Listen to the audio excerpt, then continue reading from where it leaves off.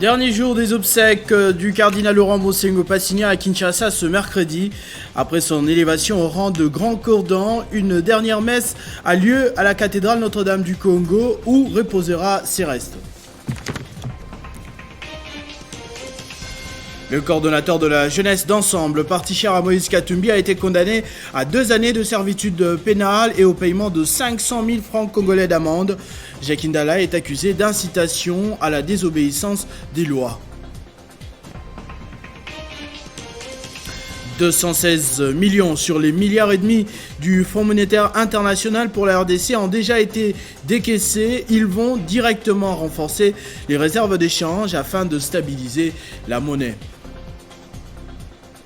Mesdames et messieurs, bonjour. Les présidents des deux Congos, Félix Tshisekedi et Denis Sassou Nguesso, rendent hommage pour la dernière fois au cardinal Laurent Monsengo Passigna à la cathédrale Notre-Dame du Congo ce mercredi.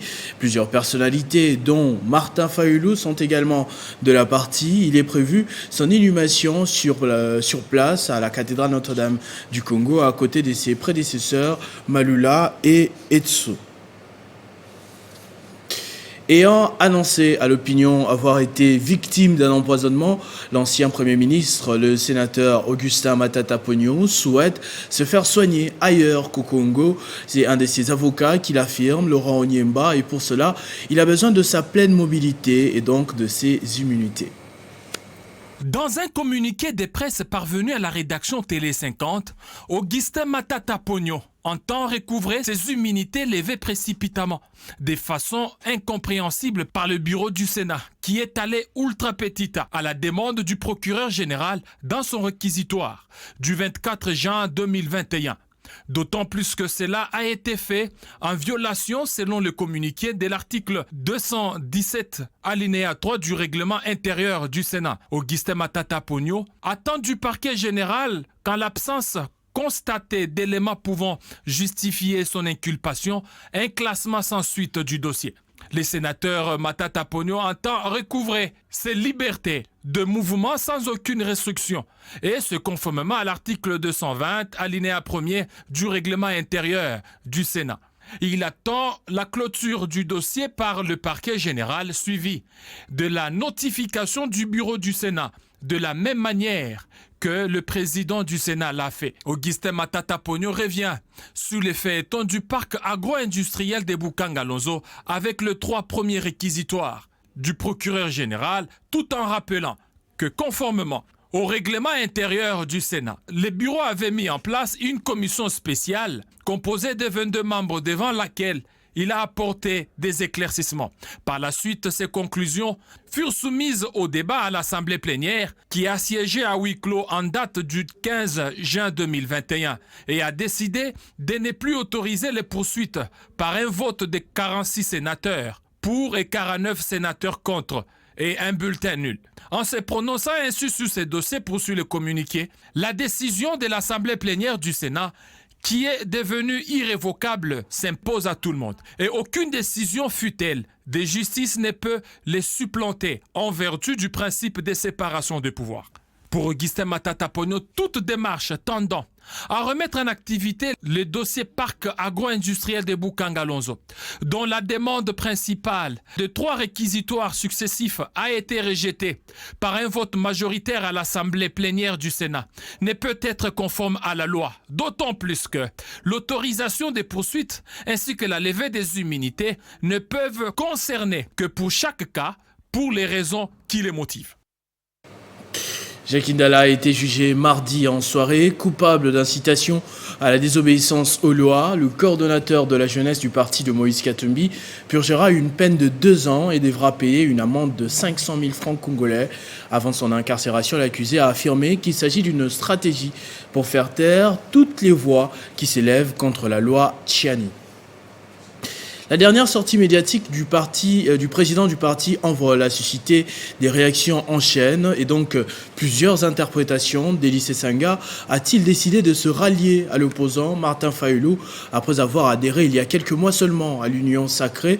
Une question qui revient de plus en plus depuis le début de la semaine. Nous avons sur ce plateau un haut cadre de ce parti, Monsieur Rodrigue Ramazani, qui est porte-parole adjoint. Bonjour et bienvenue. Merci beaucoup, Christopher, pour l'invitation. Alors les questions sont les suivantes. On va d'abord commencer par une question un peu plus directe. Est-ce que Envol fait toujours partie de l'Union sacrée aujourd'hui? L'Envol est membre de l'Union sacrée, je le confirme. Maintenant, sur votre introduction, j'aimerais ici préciser à l'opinion nationale et internationale qu'entre l'honorable Sesanga et Martin Fayulu, il n'y a ni coalition, il n'y a eu ni ralliement, encore moins la création d'une plateforme électorale pour 2023. Ça, c'est à préciser. Sauf si, ce qu'il faut reconnaître est qu'il y a eu des journalistes à la conquête du buzz qui ont voulu soit augmenter le nombre de vues sur leur page ou de likes. En toute irresponsabilité, ils ont relayé une fausse information. Ce qu'il faut reconnaître aujourd'hui est que l'Envol, c'est depuis le mois de juillet 2019 que nous avons mis le pays sur l'orbite de réforme électorale. Et après cela, le parti Envol avait, sous l'initiative de son président national, avec ses partenaires du G13, ont mis encore le pays sur le chemin de réforme consensuelle. On va y arriver, mais j'aimerais savoir, c'est que le président du parti Envol, M. Delis Sesanga, a sous-entendu en affirmant, parce que c'était une question de la journaliste, vous ralliez à Martin Fayulu. Il a dit pas seulement Martin Fayulu, mais aussi la Lucha et d'autres mouvements pour ce front civil contre le glissement, parce que ça a même un nom. Ce n'est peut-être pas une plateforme électorale, mais il s'agit d'un idéal commun entre Martin Fayulu, Delis Sesanga et les autres. Je le dis ici, il ne s'agit pas d'un ralliement ou d'une coalition, mais plutôt d'une convergence de vues. C'est ce que le président du parti avait dit. Cette convergence de vues n'est pas seulement avec Martin Fayulu, c'est avec la société tout entière, toutes les forces vives de la République qui ont participé aux différentes consultations initiées par le G13 et qui ont accepté, qui ont validé un agenda citoyen. C'est sur base de cet agenda citoyen que le président de mon parti avait affirmé qu'il y avait une convergence de vues sur cette question. Parce que les questions électorales ne doivent pas avoir un caractère clivant. Nous, l'objectif ici, c'était de mettre le pays sur cette orbite de réforme consensuelle afin de pouvoir finalement en 2023 avoir des élections crédible, inclusif Donc il s'agit juste d'une convergence de vues, ce n'est pas une plateforme avec un logo, un parti, un siège ou quoi que ce soit dans les jours à venir. Canular, une fois de plus j'insiste, rien de tel. Il n'y a eu ni coalition, il n'y a eu ni adhésion, encore moins une création quelconque d'une plateforme électorale entre le président Delis Sesanga, le président du parti Envol, et le président Martin Fayulu. Il y a une convergence de vues. Et du reste, laissez-moi vous dire, Christopher, que cette convergence de vues est unanime. Toute la société congolaise ne crie que sur des réformes électorale consensuelle et la tenue des élections dans le délai. Et je veux même te l'affirmer, même le président de la République lui-même, dans plusieurs sorties médiatiques, affirme que les élections seront organisées dans le délai. Donc ici, nous sommes dans une convergence de vues et non dans un ralliement quelconque, encore moins dans une prétendue prétention qu'on aurait tendu la main à une quelconque adhésion. Faux canular. Ce sont des journalistes à la conquête du buzz, ce sont des journalistes qui ne sont pas à la hauteur de leur responsabilité d'informer, ils se battent par contre pour déformer, afin d'augmenter simplement de likes question, Monsieur Rodrigue et des abonnés sur leur page. Il y a beaucoup de personnes qui présentent à ce jour Monsieur Delis Sesanga, président du parti Envol, comme une personnalité frustrée parce qu'il ne fait pas partie du gouvernement de l'Union sacrée, alors qu'il est peut-être parmi les cerveaux qui ont mis en place cette machine au service de Félix Tshisekedi aujourd'hui. Et on pense que toutes ces déclarations, toutes ces réflexions qui parfois choquent les partisans du président de la République sont faites sous base de cette frustration. Écoutez, vous savez, l'honorable Sesanga a pris position sur cette question plusieurs semaines avant même la sortie du gouvernement Sama Lukonde, chez un de vos confrères, Christian Lusakono. Il avait dit clairement qu'il choisit de rester au Parlement comme gendarme de réforme. S'il voulait être au gouvernement, il serait. Et d'ailleurs, pour votre formation, on envoie les membres de l'Union sacrée, nous avons même un membre au gouvernement, sur base de quoi le parti envoie ou son président peut être frustré, parce que nous avons un membre au gouvernement, Samalou Konde. Ce qu'il faut reconnaître aujourd'hui, c'est la liberté d'esprit, la liberté d'expression que l'honorable Sesanga ne cesse de faire valoir. Et ce qui gêne encore ce détracteur politique, c'est son charisme légendaire, à ne pas changer ses idées, à ne pas vendre ses idées, rester droit dans ses bottes, dans ses convictions. Il s'agit là d'une question de conviction. Nous sommes convaincus que la direction ou nos positions que nous prenons sont salutaires pour la République. Il n'est pas question de le changer parce que nous sommes à l'Union sacrée ou parce que nous avons décidé d'accompagner le chef de l'État. Accompagner le chef de l'État, ce n'est pas seulement être un flatteur. Accompagner le chef de l'État, c'est aussi lui dire ce qu'il faut faire pour que les choses s'améliorent. Telles sont les positions de l'honorable Sesanga. Il démontre au chef de l'État les directives qu'il faut prendre. Vous savez, il n'y a pas longtemps dans ce pays, lorsque l'honorable Sesanga parlait de la réduction de train de vie de l'État, passant par la réduction des émoluments des élus, beaucoup ont crié au populisme. Il a encore été indexé une fois de plus. Il a même reçu des attaques de certains de ses collègues. Et aujourd'hui, trois années après, tous reviennent à la raison pour dire qu'il avait raison. Les institutions prennent beaucoup aux caisses de l'État. Il faut réduire le train de vie de l'État. Et du reste, nous savons qu'ils ne vont pas s'en excuser. Nous leur concédons. Merci beaucoup, Monsieur Rodrigue Ramazani. Je rappelle que vous êtes porte-parole adjoint du parti Envol de Monsieur Deli Sesanga. Je le confirme et je vous remercie pour l'invitation. Autre chose à présent, le ministre des Finances a reçu en audience le représentant résident du Fonds monétaire international en République démocratique du Congo qui lui a officiellement annoncé la conclusion du programme économique formel entre le pays et cette institution. C'était en présence de la nouvelle équipe dirigeante de la Banque centrale du Congo. Occasion donc pour les deux parties de balayer les rumeurs selon lesquelles une pression du FMI a été faite sur Kinshasa pour les différents profils à ces postes. La conclusion de ce programme est consécutive à l'approbation par le conseil d'administration du FMI intervenu le 15 juillet dernier. Ce programme triennal au titre de facilité élargie de crédit du FMI est le programme formel conclu avec la RDC depuis celui interrompu en 2012 et constitue le couronnement des efforts déployés par le gouvernement d'Union sacrée de la Nation investi au mois de mai dernier. Ce programme, qui s'inscrit dans les priorités du gouvernement, vise à maintenir la stabilité macroéconomique et à placer la RDC sur la voie d'une croissance durable et inclusive, centrée sur l'amélioration du capital physique et humain et sur une gouvernance solide. En effet, les réformes à moyen terme attendues du gouvernement porteront principalement sur l'accroissement de la mobilisation des recettes intérieures, la promotion des investissements, notamment par les secteurs privés, pour favoriser une croissance durable et créatrice d'emplois, l'amélioration de la gouvernance et le renforcement du cadre de la politique monétaire également. Au titre de ce programme triennal allant de 2021 à 2024, la RDC devra bénéficier d'une enveloppe globale de 1,52 milliard de dollars américains, dont le premier décaissement immédiat est de 216,9 millions de dollars qui intervient à la suite de l'approbation du conseil d'administration du FMI. Ces ressources, étant un appui à la balance des paiements, contribueront à l'augmentation du niveau des réserves internationales en vue de réduire la vulnérabilité extérieure et renforcer les acquis de la stabilité macroéconomique. Ainsi, la conclusion de ce programme avec le FMI offre une opportunité au pays, dans un contexte de la crise sanitaire due à la Covid-19, d'intensifier ses relations avec d'autres partenaires financiers, ainsi mobiliser plus de ressources extérieures pour le financement du développement. Pour le reste, le ministre des Finances, Nicolas Kazadi-Kadima, exprime au nom du gouvernement sa gratitude aux membres du conseil d'administration du FMI, l'équipe de mission ainsi que les experts nationaux et les félicite pour la promptitude dans la conduite harmonieuse des discussions. Il formule le vœu d'une mise en œuvre satisfaisante de ce programme économique conclu avec le FMI afin de permettre à la RDC cette fois-ci d'assurer avec succès son achèvement.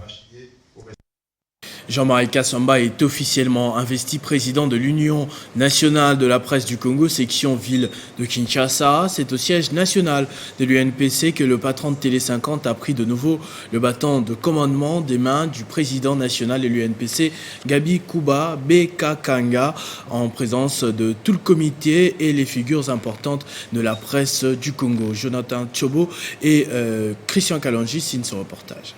Déjà le jour même de son investiture, Jean-Marie Kassamba, premier journaliste de Kinshasa, s'est montré déterminé d'amener un nouveau vent au sein de la presse quinoise, déjà en dotant de ses propres moyens les matériels de travail pimpant neufs au secrétariat de son comité dont l'échantillon a été présenté à l'assistance. Pour faire face aux différents défis qui les attendent, Jean-Marie Kassamba a rappelé les paiements des cotisations pour que le nouveau comité ait les moyens de sa politique avant de saluer le trophée de la mention spéciale lui octroyé par une structure des journalistes affiliés à l'UNPC. Empêché de faire ce travail, y compris le président Chilunde, par les comités précédents. D'abord, lui-même a eu des soucis, jusqu'à l'Est traîner en justice, beaucoup de perturbations. Ça atteint aussi les comités de Kinshasa. Nous appelons aujourd'hui que nous sommes en symbiose. Les comités nationaux, les comités provinciaux, nous travaillons en toute quiétude. Vous voyez vous-même l'ambiance qui prévaut ici. Et donc, ça va nous permettre de faire un bon travail pour que ce que nous n'avons pas pu faire précédemment, qu'on le fasse. Vous avez vu que nous avons déjà équipé notre secrétariat de tous les équipements nécessaires. Ayons la culture de la cotisation. J'insiste sur la mutuelle de santé. Les journalistes tombent malades, on en perd certains, il faut qu'on ait quelque chose à côté pour que si ça tombe, que ça ne soit pas que le président qui sort de sa poche. François Kabulo Mwana Kabulo et Barbara Nzimbi, deux icônes de la presse du Congo, ont exprimé leur joie de voir Jean-Marie Kassamba revenir à la tête de l'UNPC Kinshasa. Jean-Marie a été élu toute démocratie, avec raison d'ailleurs parce que c'est un très bon manager. Il a apporté sa touche dans le monde de l'audiovisuel ici chez nous. Donc il a marqué le point. Et pour le moment, il a sinon la première télévision ici en termes de sondage. Je ne vais pas me gêner. Je suis de la RTMC, mais je crois que Télé 50 pour le moment est en tête. Quand Jean-Marie est venu, il a essayé d'arranger les choses. Les choses se sont améliorées à tous les niveaux, à tous les niveaux du comité, bien évidemment. Et je ne peux que remercier Dieu et être très contente, mais aussi féliciter les confrères et consoeurs qui ont décidé assez qu'ils puissent revenir, et je promets mon soutien en tant que journaliste. Après avoir été voté presque à l'unanimité et investi avec la bénédiction de l'UNPC national, le comité Kassamba est appelé à rendre l'ascenseur à tous ceux qui lui ont fait confiance. Les nouveaux membres du comité de gestion de l'université de Bunia, récemment nommés par le ministre de l'ESU, ont pris officiellement leurs fonctions. La cérémonie de remise et reprise a été présidée par le gouverneur militaire de l'Ituri qui a appelé ces derniers à plus de responsabilités. C'est une nouvelle ère pour l'université de Bunia. Le nouveau recteur de cette institution publique et ses 4 collaborateurs ont été officiellement installés par le gouverneur militaire de l'Ituri qui a remis la toge académique et le sceau au nouveau recteur, symbole du pouvoir.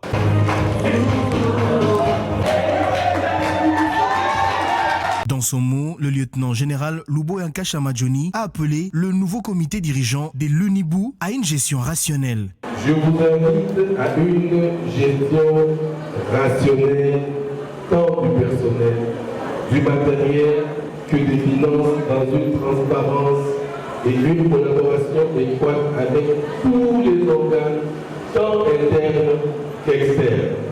L'autorité provinciale s'est engagée à soutenir cette université. Le recteur de l'UNIBU, professeur Jean-Faustin Simba, s'est félicité de voir son institution, jadis déchirée par des crises interminables, devenir fréquentable et visible sur l'échiquier national grâce à la paix et la sérénité retrouvées ce jour. Nous sommes heureux de constater par la bouche de son Excellence, Monsieur le Gouverneur, qu'il a vu l'université en train de progresser. Nous voudrions que cet effort soit redoublé parce qu'aujourd'hui nous ne sommes plus incomplets. Comme nous étions par le passé, nous sommes maintenant à 4. Chacun va gérer son secteur avec la contribution des personnels et des étudiants. Nous pensons que nous allons relever ces défis. Pour rappel, le nouveau membre du comité de gestion de l'UNIBU ont été nommés le 25 par le ministre de l'Enseignement supérieur et universitaire, Moïndo Nzangi. Ceci après plus ou moins 4 ans d'intérim. Ariel Henry a été officiellement intronisé mardi comme Premier ministre haïtien en remplacement de Claude Joseph, près de 2 semaines après l'assassinat du président Jovenel Moïse dans sa résidence privée de la capitale Port-au-Prince. Jovenel Moïse avait choisi Ariel Henry comme chef du gouvernement 2 jours avant sa mort sans que cette nomination puisse être formellement actée. Claude Joseph, qui a assuré l'intérim comme Premier ministre, a déclaré que la nomination d'Ariel Henry était destinée à faciliter la tenue des élections prévues en septembre. Il s'y est de rappeler que le nouveau gouvernement, dont la composition a été publiée lundi, est formé de 18 ministres, dont 5 femmes. En plus du poste de Premier ministre, Ariel Henry assumera celui de ministre des Affaires sociales et du Travail. En sport à présent, après une saison sportive 2020-2021 pleine de suspense, enfin le tout-puissant Mazembe Anglebert a soulevé son trophée hier à l'issue d'un match de gala joué et gagné face à l'US Panda à Lubumbashi sur le score d'1-0. L'unique réalisation des Corbeaux a été signée par Mersey Ngimbi peu avant la pause. Mazembe, qui était déjà champion après son match contre Maniema Union, joué à Kindu, a reçu une cagnotte de $100 000 de main de l'organisateur. Plus qu'un mois nous sépare du coup d'envoi de l'Afrobasket Rwanda 2021. Pendant ces temps, les Léopards Basketball Monsieur n'ont pas toujours débuté avec la préparation, alors que la fédération comptait lancer la préparation le 15 juillet dernier. Nous avons en ligne Joe Lolonga, vice-président de la FEBACO, pour en parler. Bonjour Monsieur Lolonga. Première question, est-ce que nous sommes déjà à quelques semaines du coup d'envoi de l'Afro-Rwanda 2021. Qu'est-ce qui bloque réellement les préparatifs côté congolais? Aujourd'hui, par rapport aux préparatifs de Léopard Senior Garçon pour l'Afrobasket 2021 phase finale, les athlètes n'ont toujours pas reçu leur ordre de mission afin de se rendre en Tunisie pour préparer leur stage. De ce fait, les joueurs essayent de se réunir afin de se rassembler dans un premier temps à Kinshasa, afin de commencer les entraînements à Kinshasa au pays et par la suite se rendre en Tunisie. Car le temps est contre nous et aujourd'hui nous espérons aller plus loin que la dernière participation à l'Afrobasket en 2017. Raison pour laquelle les joueurs vont se réunir afin d'arriver le plus tôt possible à Kinshasa pour s'entraîner avec le reste des coéquipiers qui sont déjà sur place à Kinshasa. Certaines sources renseignent que le dossier de la FEBACO se trouve sur la table du ministre des Sports. Et pourquoi n'est pas commencé la préparation, d'abord avec les peu de moyens déjà à votre disposition? Effectivement, nous sommes totalement d'accord que le gouvernement décaissera les fonds pour la participation à la phase finale de l'Afrobasket 2021 masculin. Mais nous devons nous poser une question. En 2019, le gouvernement avait aussi décaissé les fonds, mais après la compétition. Et aujourd'hui, cela a engendré un non-respect de l'engagement de la Fédération de basketball auprès de la Rebank et auprès d'autres fournisseurs. En plus de cela, il ne faut pas oublier qu'au mois de novembre 2020, nous nous sommes rendus à Kigali sans le moindre soutien du gouvernement, dont nous avons encore des dettes à payer. Je pense qu'à un moment, nous pouvons commencer avec le peu que nous avons, mais aujourd'hui, nous n'avons même pas le peu nécessaire pour travailler. Nous sommes endettés. Et nous n'avons pas eu le soutien du gouvernement par rapport aux déplacements précédents. Exemple, jusqu'à présent, les déplacements de Kigali n'ont toujours pas été couverts et sans cela, on n'aurait pas pu participer à la phase finale. Raison pour laquelle les athlètes, par patriotisme, sont en train de se réunir, comme je l'ai dit précédemment, afin de se rendre à Kinshasa et se débrouiller par les moyens du bord afin de préparer la compétition pour la phase finale au cas où le gouvernement n'a pas encore décaissé les fonds. Nous savons que les fonds vont sortir, mais la question est quand. Tout en sachant une chose, c'est qu'une compétition ne se prépare pas à 1 ou 2 jours. Et avec toutes ces réalités, Monsieur Lolonga, pensez-vous que les athlètes auront suffisamment le temps de bien se préparer? Il est vrai que la préparation n'a pas commencé en date du 15 juillet comme prévu. Par rapport à cela, nous avons certains internationaux qui sont déjà à Kinshasa et qui commencent déjà à s'entraîner individuellement le temps d'attendre leurs coéquipiers. Par rapport à cela, nous avons le reste des expats, des joueurs de la diaspora qui vont essayer de se rendre à Kinshasa au courant de cette semaine afin de rejoindre leurs coéquipiers et de commencer une préparation à Kinshasa avec le coach aussi Mathias Ekhoff afin de de préparer la phase finale. Car vous savez, aujourd'hui, nous avons un entraîneur étranger qui a coaché le Nigeria, qui a coaché l'Angola, et qui nous dit tous les jours, vous avez un potentiel phénoménal, mais tout est une question d'organisation et de préparation. Raison pour laquelle nous allons faire les démarches afin qu'il puisse se rendre aussi à Kinshasa, afin de pouvoir entraîner l'équipe nationale. C'était là Monsieur Joe Lolonga, vice-président de la FEBACO depuis Los Angeles. Ce journal est terminé, je vous en rappelle tout de suite les principaux titres. Dernier jour des obsèques du cardinal Laurent Mosengo Passigna à Kinshasa ce mercredi. Après son élévation au rang de grand cordon, une dernière messe a lieu à la cathédrale Notre-Dame du Congo où reposera ses restes.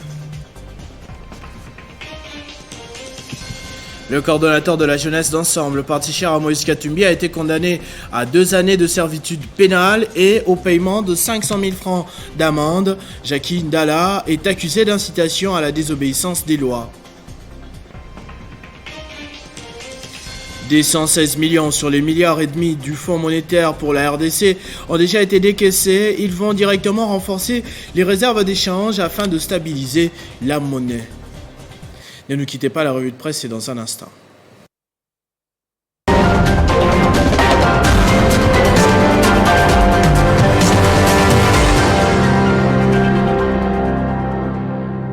Et ce sera avec Jenny KMB qui va me rejoindre de l'autre côté du plateau. Bonjour et bienvenue Jenny. Bonjour Christopher Otiokoum, bonjour à tous.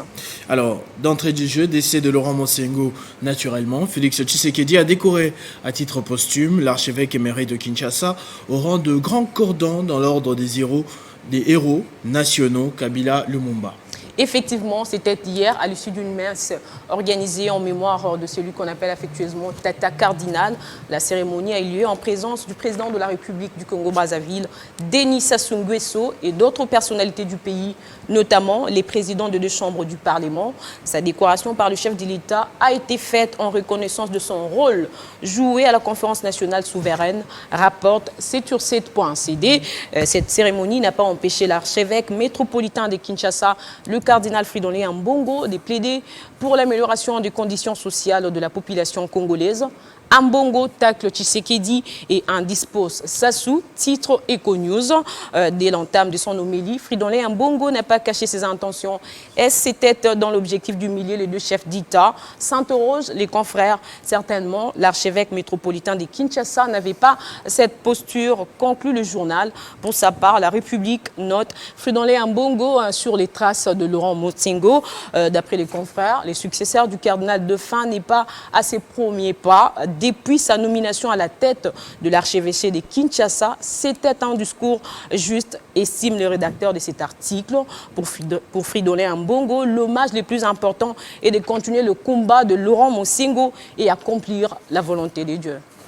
Dossier aérianisation Jenny, après que la justice ait renoncé aux poursuites contre lui, Matata Ponyo souhaite recouvrer ses immunités levées. C'est de l'acharnement contre le Premier ministre honoraire après le dossier Boukangalonzo, pourtant clos par la fin du non-recevoir exprimé par l'Assemblée plénière du Sénat après 3 réquisitoires de la justice. S'interroge les potentiels en tant que citoyen congolais qui reconnaît ses droits. Les sénateurs Augustin Matata Ponyo exigent au procureur général près la Cour constitutionnelle le rétablissement dans ses droits parlementaires, complète les potentiels online. Econews note pour sa part Matata rend les silences et réclame ses immunités. D'après les rédacteurs de cet article, ce membre de la famille politique de Joseph Kabila est le seul à être autant malmené. Il vit les martyrs. Qu'est-ce qui fait qu'il soit la cible idéale? S'interroge le journal. Ceci prouve que la justice n'est pas prête à les lâcher, ajoute Econews. D'après plusieurs sources, si Matata Ponyo a pu se soustraire des mailles de la justice dans le dossier dit indemnisation des anciens propriétaires de biens aérianisés, c'est parce que la justice congolaise aurait reçu des pressions tant au niveau international qu'au niveau national. De son côté, Africa News écrit le 3 urgente requête de Matata Ponyo. Les sénateurs demandent le classement sans suite du dossier par le parquet. Il veut aussi recouvrer ses immunités levées précipitamment, selon lui, par le bureau du Sénat. Enfin, il exige aussi sa liberté de mouvement. La situation que traverse Augustin Matata Ponyo ne laisse pas indifférente la classe politique congolaise, ayant appris la nouvelle selon laquelle ce dernier aurait été empoisonné. Salomon Kalonda, conseiller spécial de Moïse Katumbi, a compati avec cet ancien Premier ministre congolais. On va terminer avec la Chine, où les inondations ont causé la mort de 12 personnes à Zhengzhou. Effectivement, d'après les scientifiques du monde, cela fait suite au changement climatique. Les inondations frappent régulièrement la Chine durant l'été, rapporte France24.com. Mais ces dernières pluies ont été les plus fortes, selon les autorités chinoises, que le pays n'a jamais enregistrées depuis les phénomènes météorologiques ont été compilés il y a 60 ans. Hier mardi, la métropole a été placée en alerte rouge. Les niveaux les plus élevés en Chine, ajoutent les sites. Selon ces sites français, ces intempéries ont provoqué l'effondrement des maisons, mais dans le métropole que la situation s'est plus aggravée. Selon les bilans provisoires, près de 200 000 habitants des Zhengzhou ont été évacués et 12 personnes sont mortes. Merci beaucoup Jenny KMB pour tous ces titres. Merci à vous autant. À tous et à toutes également, merci de votre attention soutenue. Restez fidèles au programme de votre chaîne Télé 50. Vivez heureux, vivez 100 ans.